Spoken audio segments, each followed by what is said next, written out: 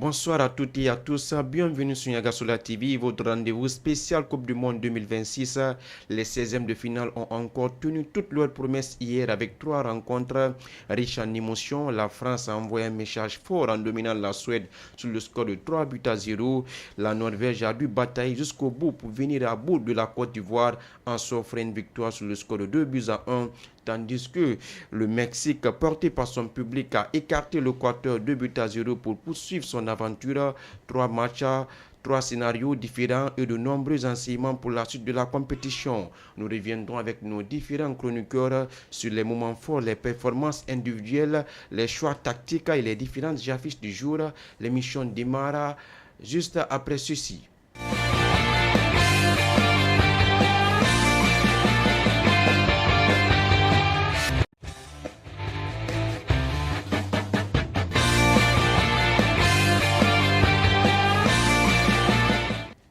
Comme on vous l'évoquait au menu de cette émission, avec nos différents chroniqueurs, nos différents invités pour parler de sport, pour parler de cette fête mondiale qui est la Coupe du Monde. D'abord, je vais les demander de se présenter.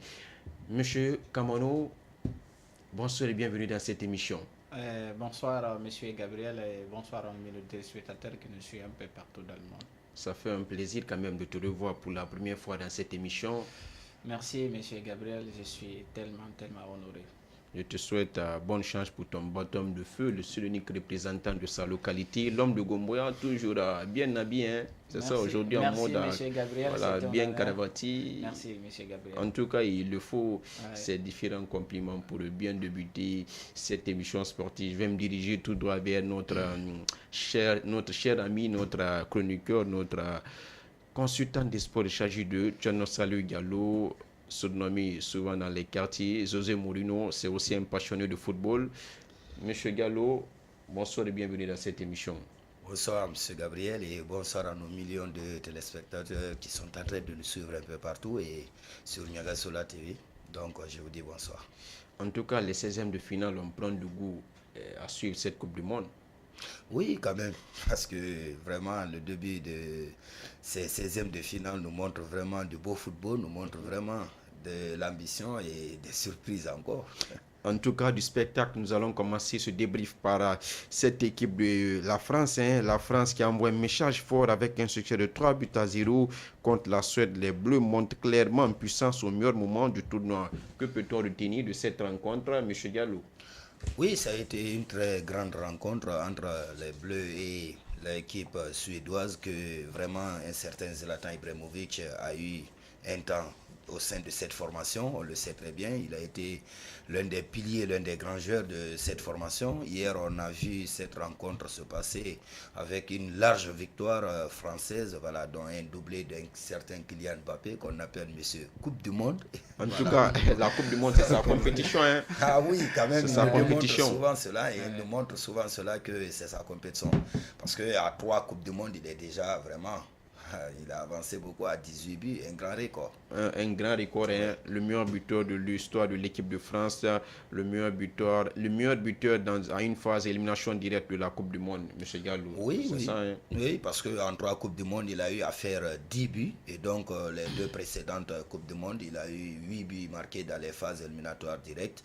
Donc, on le sait souvent, s'il ne marque pas dès la première sortie des 8e de finale, comme cette année, on a affaire avec les 16e de finale. Donc, avant les 8e de finale, on a vu un petit doublé, voilà, pas un petit, mais un doublé de la part de Kylian Mbappé, le meilleur buteur madrilène, sans oublier aussi le meilleur buteur français de nos jours. En tout cas, c'est une connexion exceptionnelle de cette équipe de France en voyant le trio Mbappé, Dembélé, Olysée. Oui, oui, c'est vraiment une forte, c'est-à-dire quoi, une forte ligne d'attaque que la France a essayé de mettre en place parce qu'on a vu Deschamps il avait tellement pensé comment aligner ces 3 joueurs parce qu'on avait désiré jouer aussi avec sa belle performance. Donc tout le monde se demandait comment aligner ces 3 joueurs, mais le grand entraîneur français, il a pu quand même mettre Olysée derrière ses attaquants pour pouvoir accompagner. Quand même, le repositionnement de Olysée fait des merveilles pour cette équipe de France parce avec sa vision de jeu, avec ses différentes passes tranchantes qu'il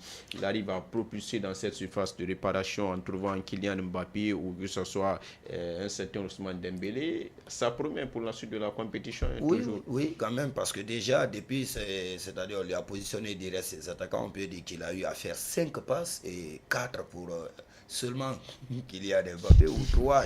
Voilà. Donc, il En faut tout le cas, dire, il a un attaquant devant lui. il a un attaquant devant lui, c'est Ah, une forte voilà. connexion. Monsieur Ça, Gallo, nous ça, allons revenir à tout droit vers Monsieur Kamano, l'homme de Gomboya. Monsieur Kamano, la France était l'équipe la plus impressionnante des équipes jusqu'ici en regardant ces 16e de finale. Bah oui, monsieur Gabel, il faut le dire comme ça. Hier, quand même, la France n'était pas sans savoir. C'est pas une surprise pour l'équipe française déjà. Il faut d'abord signaler cela.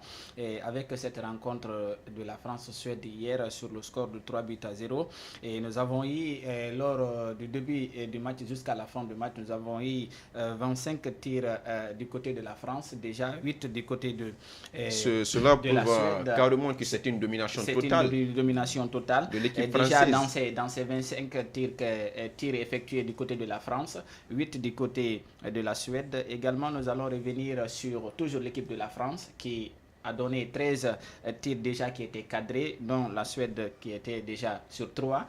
Et de la possession qui s'est produite du début à la fin, c'était sur 61, sur 39 durant le long du match, il faut le dire comme ça. Alors, sur les différents passes effectuées durant le long du match, la France a effectué 523 passes et la Suède 326, il faut le dire comme ça. Pour cette rencontre, c'était pas aussi facile pour l'équipe suédoise de s'en sortir avec ce trio, cet attaquant humble qui est Mbappé, qui ne voit que seulement le champ de bataille de but, il faut le dire comme ça, la machine à but de l'équipe française, et c'est un exploit pour l'équipe de France, je pense bien, avec ce trio. Et un Désiré Doué déjà qui était sur le banc de réserve malgré tout, mais avec son remplaçant hier, Barcola, qui a surpris tout le monde lors de la rencontre. Il a pu enchaîner à la deuxième explication, dès la rentrée de la deuxième explication à la 8e minute, à la 53e minute en temps réel, il faut le dire comme ça, que Barcola a eu l'occasion de graver le score de 2-1 du côté de la France. En tout cas, M. Gallo, cette équipe de France, c'est une équipe promoteuse. Est-ce que vous voyez cette équipe dans le dernier carré de cette compétition? Parce que dans le contenu de jeu, c'est tellement satisfaisant. C'était un match de fou que cette équipe a livré hier, de box-to-box de la première période à la deuxième période, avec un effectif riche. Vous voyez cette équipe aller dans le dernier carré ou en finale de cette compétition? Et oui, il faut dire que cette équipe française, c'est une équipe bien organisée depuis l'arrivée de Didier Deschamps au sein de cette formation. A rappeler d'abord qu'il est devenu l'entraîneur maintenant qui a plus de victoires en Coupe du Monde, avec 17 victoires en 22 matchs. Une très belle performance de la part de cet entraîneur depuis son arrivée. Donc il faut dire qu'il a encore un effectif cette fois-ci qui est vraiment organisé, une ligne d'attaque très forte, composée des Parisiens, de Madeleine, et sans oublier du joueur bavarois qui est même sur la liste de Real Madrid, qui a envie de En tout cas, si le Real Madrid recrute Michael Olise, ce serait une belle connexion. Au vu de ceux qui sont, au vu de ce qu'il prouve dans cette Coupe du Monde avec Kylian Mbappé, ce serait vraiment une connexion magnifique, hein, parce que les deux joueurs arrivent à se trouver facilement. C'est ce que même, comment je vais dire ça, cette chaîne espagnole Marca qui a signalé cela, que le Real même doit même vendre, même s'il faut vendre le stade Santiago Bernabéu pour recruter un certain Michael Olise, ça va les aider beaucoup pour pouvoir créer cette connexion du côté entre Olise et Kylian Mbappé du côté du Real Madrid. Mais comme nous parlons de la France, et je vais vous dire que vraiment on voit déjà le Maroc qui est sous la voie de la France comme la compétition précédente. Je vois vraiment la France dans le dernier carré encore cette année. En tout cas, dans le dernier carré, cette équipe de France qui affrontera ici le Paraguay pour les 8e de finale de cette Coupe du Monde 2026. Monsieur Gallo, nous allons terminer cette phase de l'équipe de France. Nous allons nous projeter maintenant sur cette autre rencontre qui est cette équipe ivoirienne, les éléphants de la Côte d'Ivoire, qui ont été éliminés par l'équipe de la Norvège. Ouais. Qu'est-ce qui n'a pas marché pour cette équipe ivoirienne? Mais avant cela, vos toutes dernières impressions sur cette équipe de France, cette équipe française, au vu de cette rencontre d'hier? Je suis vraiment impressionné par la manière de jeu de cette équipe française, parce que mon confrère, monsieur de Gomboya Mas. Moi, selon moi, c'est l'équipe qui m'a le plus impressionné depuis le début des 16e de finale. En attendant que l'Argentine joue, les autres équipes, l'Angleterre, que ce soit le Sénégal. En tout cas, c'est l'équipe qui m'a le plus impressionné. Hein. Mais oui, elle est en train de montrer la plus grande performance de cette compétition parce que je peux dire que c'est la seule équipe à avoir sorti depuis son premier match jusqu'à maintenant un score de 3 dans toutes ces rencontres. Donc vraiment, c'est impressionnant. Et puis, ils ont montré qu'ils ont une ligne d'attaque de qualité, remplie de grands joueurs, c'est-à-dire le Ballon d'Or de 2025 qui s'est retrouvé pour la première fois dans cette Coupe du Monde parce que depuis qu'il a commencé à participer à la Coupe du Monde, c'était sa première fois d'avoir des buts au sein d'une compétition de Coupe du Monde. Il a joué 3 et c'est maintenant qu'il a eu la chance. Donc c'est pour dire que Dembélé est revenu de nouveau, Kylian Mbappé est là, Olise est là, sans oublier vraiment Désiré Doué avec cette grande performance parisienne qui sont en train de démontrer sur l'Europe. Donc je peux dire que la France est la meilleure équipe pour le moment de cette compétition de Coupe du Monde. Monsieur Kamano, vous partagez les mêmes avis que M. Gallo? Oui, il faut le dire, effectivement, ces avis sont les mêmes pour l'instant parce qu'on ne peut pas prendre une décision sans connaître l'idée principale qui est à présent. Il faut le dire comme ça. Il faudrait aussi s'accentuer sur un point que les équipes qui sont déjà en avance ou bien en arrière, qui n'ont pas joué, il faudrait aussi voir la situation de ces équipes avant de donner un avis bien solide à cela. Donc, si nous parlons aujourd'hui de l'équipe de France pour un début de cette 16e de finale, je pense bien que l'avancée est pour l'équipe de France. Pour vous, c'est la meilleure équipe? Pour l'instant, quand même. Pour l'instant. Avant qu'il y ait d'autres équipes. En attendant les autres rencontres. Voilà. Justement, la Norvège a souffert, mais elle a su compter sur son homme providentiel, Erling Haaland. Encore décisif dans un match très accroché face à la Côte d'Ivoire. Monsieur Gallo, qu'est-ce qui n'a pas manqué? Qu'est-ce qui n'a pas du tout marché pour cette équipe ivoirienne qui a du tout bataillé, secoué cette équipe de la Norvège, mais qui a finalement tombé? Vous savez, M. Gabriel, l'autre fois on parlait de l'échec des équipes africaines au sein de cette compétition. Je vous parlais souvent de la ligne défensive, quoi. On a bien vu ce second but. Ça a été un but très facile de la part de Erling Braut Haaland. Et une petite passe, et puis il voulait même contrôler ce ballon, hein, mais ça lui a échappé. Parce qu'il y a le doute qui s'imposait jusqu'au dernier moment. Voilà, donc il partait chercher le ballon. Merci, donc on a bien vu cette action. Ça a été un but très très facile. Les défenseurs sont allés tous sur un seul côté, ils ont libéré le seul attaquant et Erling Haaland libre devant les buts. On le sait très bien, l'homme qui a été le meilleur buteur de l'Europe, le meilleur buteur de la Ligue des Champions, qui a raflé assez de titres individuels avec ses buts qu'il marque du côté du club de Manchester City. On a bien vu hier le jeune norvégien Haaland, donc qui est devenu dans l'histoire de la Norvège le meilleur buteur de la Norvège en Coupe du Monde, meilleur buteur dans l'histoire de cette même formation. Donc je peux dire pour l'équipe ivoirienne, c'est la défense. Vraiment, le milieu qui n'a pas du tout Agbadou Kosonou. C'était pas de. Mais pour moi, cette défense a vraiment suggéré Erling Haaland. Oui, vous savez. La défense a lâché au tout dernier moment. C'est ce que je vous disais. Ça, les équipes africaines, à un moment donné, manquent de concentration. Parce que dans les grandes rencontres, il faut être concentré jusqu'au bout. Oui. Et je pense que la petite défaillance de cette équipe ivoirienne, l'équipe norvégienne a su profiter. Il faut aussi signaler les changements tactiques du coach qui ont du tout marché. La rentrée de Bob, il est vraiment impliqué sur le but de la victoire de cette équipe norvégienne. Oui.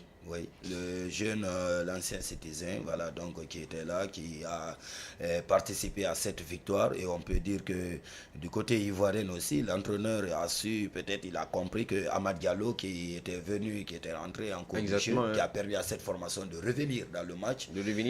Il a pris sa responsabilité en perforant cette défense pour égaliser ce but. Donc on a bien vu Amad Diallo qui a fait ça 2 fois au sein de cette compétition contre l'Équateur et vraiment contre aussi cette formation. On a vu ce magnifique coup franc qu'il a aussi tenté le bout de enlevé même par les doigts de ce portier norvégien. De ce portier norvégien. Qui a compris que s'il partait avec la main droite, il n'allait pas pouvoir toucher ce ballon. Il a décidé d'envoyer la main gauche pour pouvoir écarter ce ballon vers la transversale.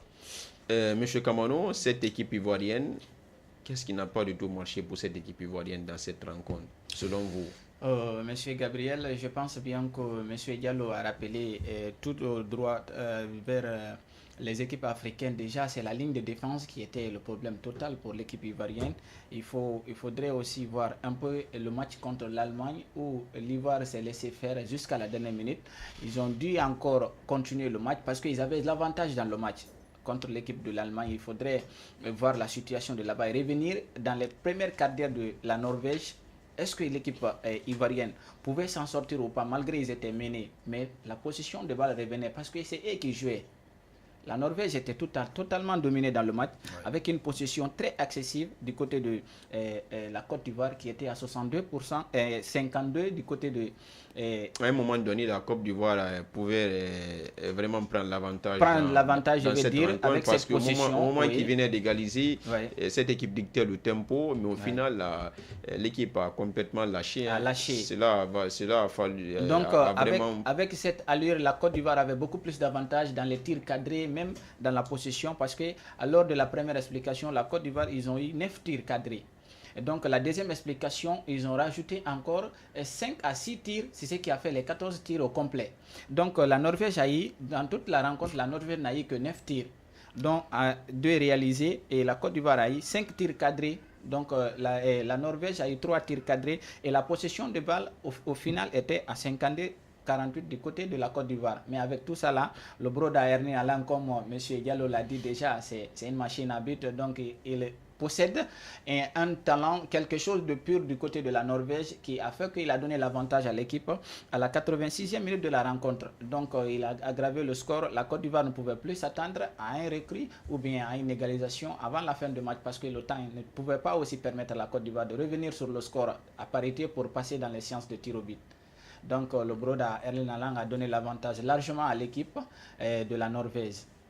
Et M. Gallo, deuxième équipe africaine éliminée dans ces 16e de finale de la Coupe du Monde 2026 après une brillante performance lors des phases de groupe 9/10. Maintenant, 2 équipes sont éliminées.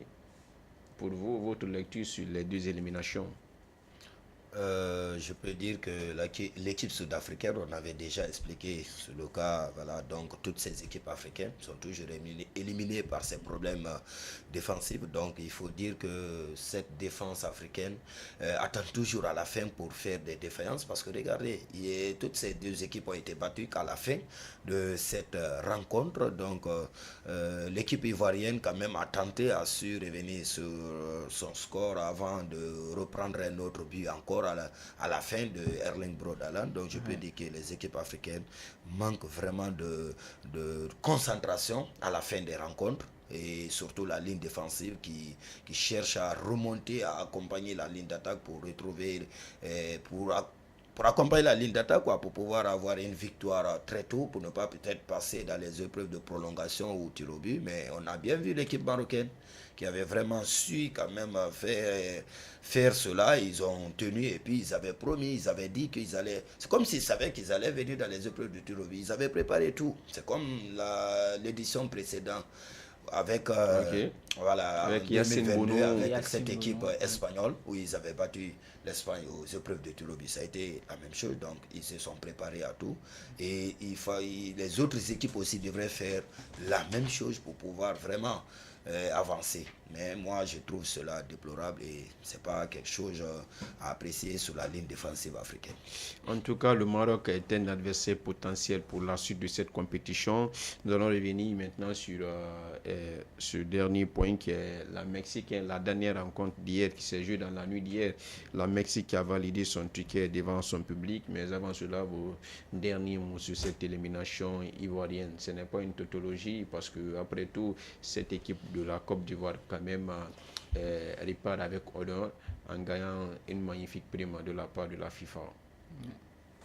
Monsieur Gallo, oui, cette équipe ivoirienne quand même, ils ont pu faire ce qu'il faut. Pour la première fois, ils se sont qualifiés sur les tours éliminatoires directs, donc c'est quelque chose qui est beau à voir. On a bien vu cette belle performance africaine lors des phases de poule, mais on le sait bien encore que souvent quand nous arrivons dans ces phases-là, nous faisons assez d'erreurs. Donc mes derniers mots est que vraiment c'est déplorable, c'est pas quelque chose qui est beau à voir, mais On sait qu'on va revenir en forme encore de nouveau. Cette équipe ivoirienne, c'est une équipe de futur, donc ils ont assez de jeunes joueurs. Les Diomandé, les Ouna et autres là, donc ils pourront revenir de nouveau encore faire une grande performance lors de la prochaine Coupe du Monde du côté du Portugal, Espagne et du Maroc. En tout cas, au total, la participation de la Côte d'Ivoire à la Coupe du Monde représente donc environ 23,5 millions de dollars de revenus versés par la FIFA à la fédération avant toute répartition interne entre la fédération, le joueur et les différents frais liés à la compétition. C'est une satisfaction quand même de voir le représentant de l'Afrique de l'Ouest quand même sans sortir des phases de poule et maintenant éliminé dans les 16e de finale. Monsieur Kamano, rapidement vos avis sur cette partie, sur cette finale Côte d'Ivoire-Norvège. Et, Monsieur Gabriel, avant qu'on revienne sur le match d'hier, je pense bien que c'est un atout d'abord pour l'équipe ivoirienne parce que c'est une première pour eux d'atteindre jusqu'à ce niveau. Et ce que les Drogba n'ont pas pu faire, ce que les Yaya Touré n'ont pas pu faire, les jeunes de la Côte d'Ivoire reviennent avec un certain Amadou Diallo, un Francis Kessié. Aujourd'hui, ils ont été battus, mais c'est un honneur pour l'équipe. Il faut le dire comme ça parce qu'ils en sont fiers. Ils en sont fiers de la défaite d'hier, malgré avec la tempête et avec les petits problèmes qu'ils ont eu à la dernière minute où ils n'ont pas pu revenir sur le score.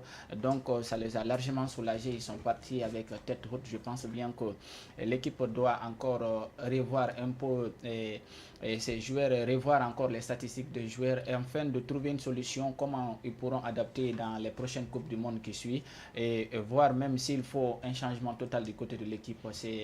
C'est en général, je vais dire quelques mots sur l'équipe ivoirienne, s'il faut encore voir l'état d'esprit parce qu'en jouant aussi, il ne s'agit pas de jouer seulement pour une seule personne, mais il faut jouer avec l'équipe entière. Donc, M. Gabriel, c'est un peu ça.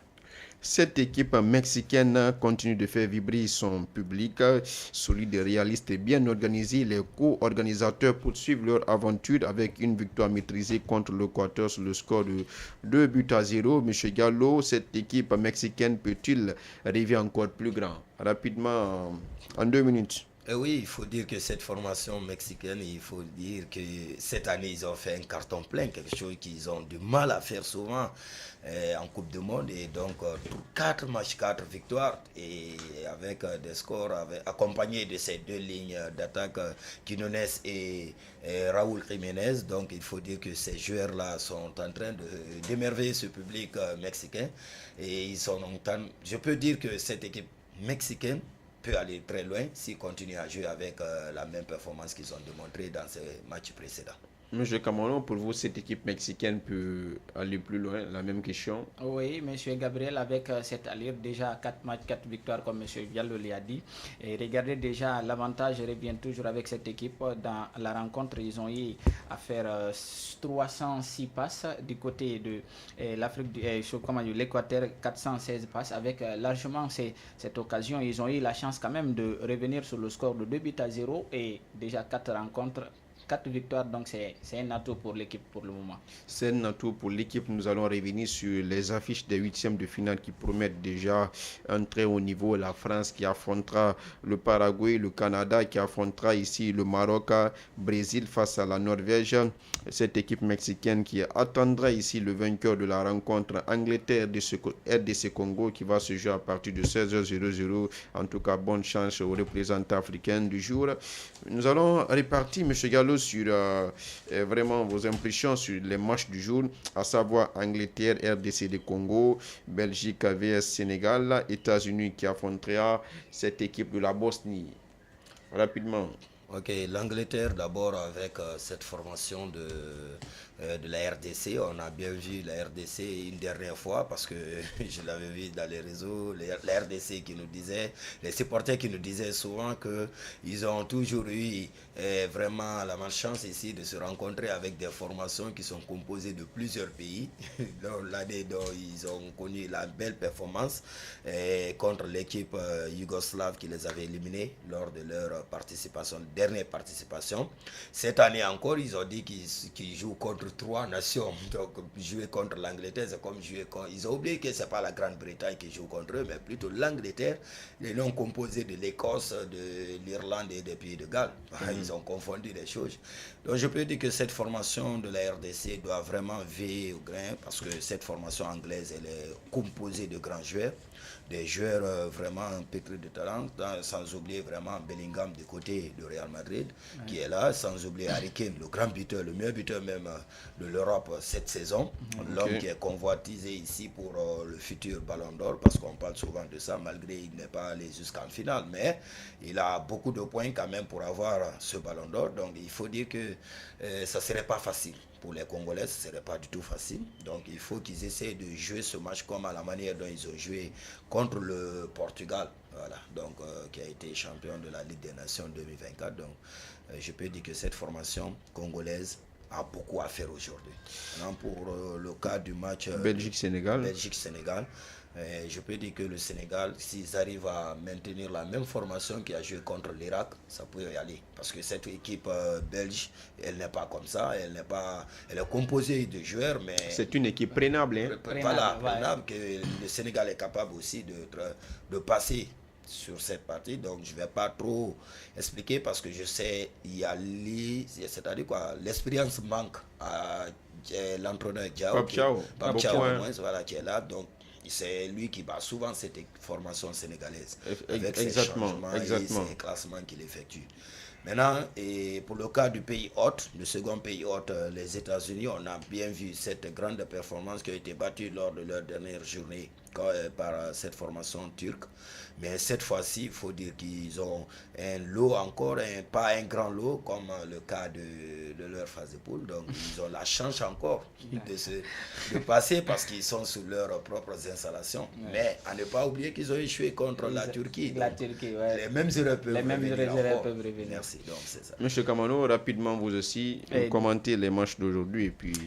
Tout comme on l'a déjà dit avec cette rencontre de la RDC et l'Angleterre en général, il faut le dire que déjà la RDC doit d'abord beaucoup réguler la situation de la défense parce qu'il faut le dire comme ça, un certain Harry Kane qui est une machine à but de l'Angleterre, facilement ils peuvent écraser même s'il y a 2 à 3 défenseurs qui sont en avance que lui. Il est rapide tactiquement, physiquement et moralement, donc l'équipe doit d'abord garder la sérénité, l'esprit d'équipe et jouer, se battre corps et âme, enfin que quand même il y a un problème du côté de l'équipe de la RDC avec ses attaquants de l'Angleterre. Ce ne serait pas facile, c'est un match de taille, il faut le dire comme ça. Tandis que nous allons parler de cette deuxième rencontre, la Belgique et le Sénégal, tout comme mon confrère vient de dire que souvent que la défaite du Sénégal, c'est l'entraîneur qui joue sur ses joueurs parce qu'on dit que souvent que la première explication c'est pour les joueurs et la deuxième explication c'est pour le coach. Parce que là, on le dit souvent, on ne change pas une équipe qui gagne, mais on peut changer une équipe qui perd quand même. Donc Pape Thiaw, je me dis quelque part, il fait exprès de répéter les mêmes choses. C'est ça, il faut dire, monsieur Gabriel. Sinon, l'équipe sénégalaise a tout un atout pour gérer le match afin d'avoir un avantage du côté de l'équipe sénégalaise. Déjà, les futurs champions d'Afrique dans cette Coupe du Monde, ils doivent tout faire pour au moins honorer leur place, au moins trouver une solution à cela. Mais si l'entraîneur continue, Pape Thiaw continue toujours à démolir l'équipe, à faire des pertes, ça devient encore tout à fait un problème pour les joueurs de relever le défi qu'ils ont comme champion d'Afrique. Mais aujourd'hui, on ne parle pas de Coupe d'Afrique, mais on parle de la Coupe du Monde. Donc l'équipe sénégalaise est connue pour ses performances, pour ses joueurs, en termes de bravoure, les attaquants, et tout comme le milieu, les défenseurs. Donc, rapidement, M. Kamano, États-Unis, Bosnie et États-Unis, déjà, nous avons vu les États-Unis, malgré c'est l'équipe organisateur qui ont fait beaucoup d'erreurs lors de leur rencontre avec la Turquie. Je pense bien que si la Bosnie arrive aussi à se retrouver, à revoir un peu les statistiques de l'équipe durant les matchs qui se sont déroulés. Je pense bien que si l'équipe arrive à garantir l'esprit d'équipe, je pense qu'il y aura une avancée pour l'équipe de Bosnie parce que les États-Unis, ils ont une équipe qui est un peu peureux, mais pas comme ça aussi, il faut le dire comme ça. Donc, monsieur Gabriel, ce qu'il faut retenir pour l'instant, c'est quelques mots que je peux donner pour les 3 rencontres. Monsieur Gabriel. Bien, et c'est sûrement la dernière fenêtre avant la fin de cette émission. Monsieur Gallo, vos mots de fin et vos coups de cœur. Ok, mot de fin est que vraiment le reste Et j'aurais aimé que vous commenciez par vos coups de cœur, compte de ces 3 journées. Ce serait quoi votre coup de cœur pour les 3 journées? Est-ce le doublé de Kylian Mbappé qui rentre carrément dans l'histoire ou voilà le but de Erling Haaland? Pour moi, c'est vraiment le doublé d'un certain Kylian Mbappé. Ça m'a vraiment plu parce que j'aime vraiment voir ce joueur marquer tout le temps. Il m'a fait aimer un peu la France parce que, étant un supporter brésilien, je ne peux pas facilement aimer la France, mais à cause de lui, vraiment, j'aime vraiment regarder le match de l'équipe de France et le voir marquer souvent, quoi. Donc, ces doublés m'ont tellement marqué hier. Et sur mes mots de fin, je peux dire Exactement. voilà, merci à toutes et à tous. Je suis vraiment ravi encore de tenir cette émission de nouveau. Et je salue voilà, toutes ces personnes qui continuent toujours à me soutenir et à m'encourager dans tout ce que j'effectue dans cette vie. Et j'oublie pas mes collègues, voilà, donc pour dire que mes collègues enseignants qui évoluent du côté de cette école de collège Belvitito, je les salue tous. Aujourd'hui, mes salutations sont vers eux, quoi. Merci, M. Gabé. Exactement, c'était les mots de fin de M. Diallo, notre consultant du sport, notre invité, lui qui sera là tout le temps à nos côtés jusqu'à la fin de cette Coupe du Monde 2026 qui se joue aux États-Unis, au Mexique, au Canada. L'homme de Gomboya, ça a été un plaisir de partager ce plateau avec vous. Je suis tellement ému, je ne sais même pas quoi il faut dire parce que c'est une première pour moi. Et l'occasion est pour moi aujourd'hui de encore revoir cette situation de la Coupe du Monde parce qu'il faut le dire qu'en voyant un certain Mbappé, malgré avec sa nature et sa performance, tu peux dire que tu n'aimes pas Mbappé. Mais il ne fait pas l'affaire du football, ça tu as menti. C'est votre coup de cœur. Il faut le dire comme ça. Donc avec Mbappé, franchement, même si tu n'aimes pas l'équipe, tu vas l'aimer.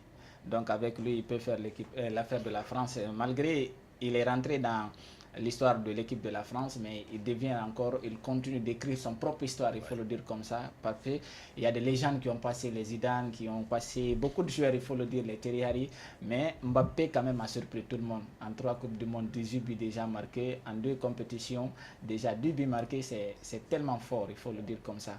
Donc il est en égalité avec Léo Messi déjà, 18 buts partout. Donc c'est les coups de cœur que j'ai pour Kylian Mbappé. Donc pour mes mots de fin, avant de quitter cette antenne, je ne saurais terminer sans remercier l'ensemble d'abord des abonnés de Niagasola TV parce qu'il faut le dire comme ça. Et si vous voyez, on est là aujourd'hui haut et fort, nous donnons, c'est grâce déjà à notre technicien qui est déjà derrière la cabine qui nous accompagne. Et donc c'est un atout pour nous et je dirais que le bon Dieu nous guide vers le droit chemin pour la continuité de cette émission. Merci. Voilà, cette émission d'aujourd'hui prend sa fin. Merci beaucoup à l'équipe technique ici, conduite ici par Bernard Leno, la même magique. Merci beaucoup à mon grand Abdoulaye Bangoura, alias l'homme qu'on se nomme Tete Kui. Donc, c'est une pensée particulière à mon grand depuis Belleville. Merci.